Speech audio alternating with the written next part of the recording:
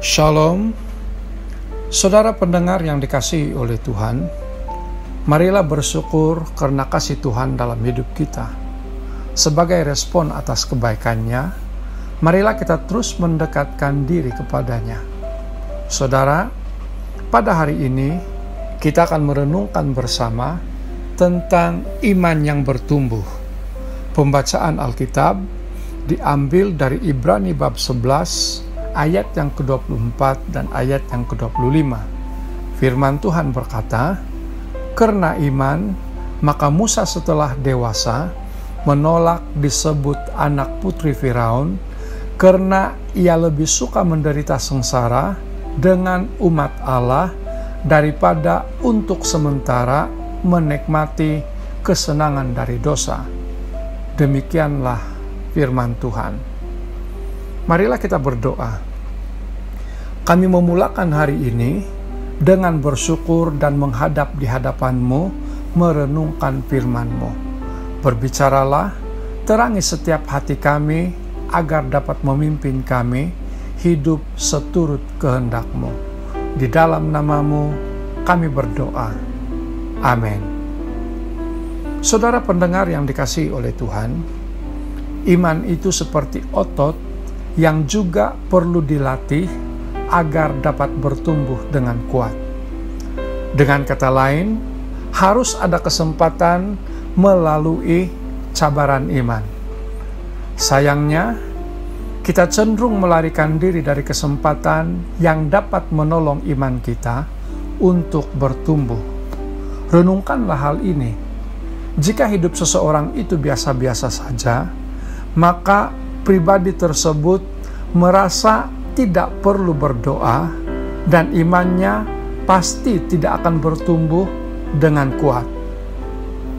Sebaliknya, jika kita mahu iman kita bertumbuh, maka kita harus melalui situasi-situasi tertentu yang dapat menguji dan menolong iman kita bertumbuh. Dengan demikian, kita akan menjadi seorang yang terlatih, tidak takut berhadapan dengan kesukaran, bahkan lebih terbuka untuk berhadapan dengan penderitaan, kekecewaan, dan duka cita. Maka disitulah Tuhan akan melihat kemurnian iman kita yang kuat kepadanya.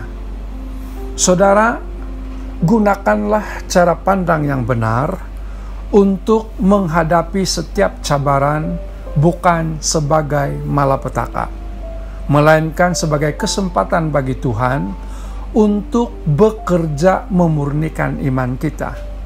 Di dalam Ibrani 11 ayat yang ke-6, firman Tuhan berkata, "Tetapi tanpa iman, tidak mungkin orang berkenan kepada Allah." Saudara, perhatikan kehidupan kita masing-masing. Adakah di antara kita yang pernah mengalami latihan iman seperti yang dialami Musa atau Abraham? Musa hidup dalam kemewahan dan memiliki masa depan di Mesir. Tetapi, mengapa dia mengambil keputusan yang tidak masuk akal dengan meninggalkan semuanya itu? Jawabannya, karena Musa beriman dan pandangannya terarah kepada Tuhan. Contoh yang lain adalah Abraham. Tuhan meminta agar Abraham mempersembahkan anaknya, Ishak, di Gunung Moria. Dengan taat, Abraham melakukan apa yang Tuhan perintahkan.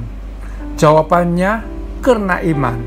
Hanya iman yang diberikan kesempatan dilatih akan bertumbuh, serta terbukti mampu melalui kesukaran dan cabaran. Dengan demikian, kita dapat memberikan kesaksian yang baik tentang iman kita.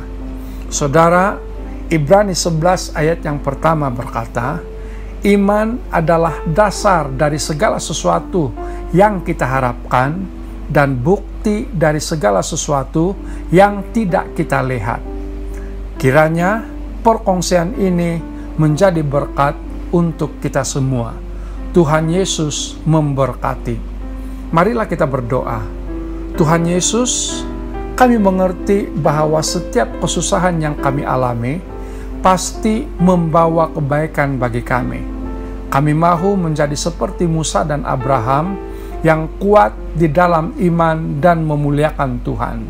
Di dalam nama-Mu kami berdoa. Amin.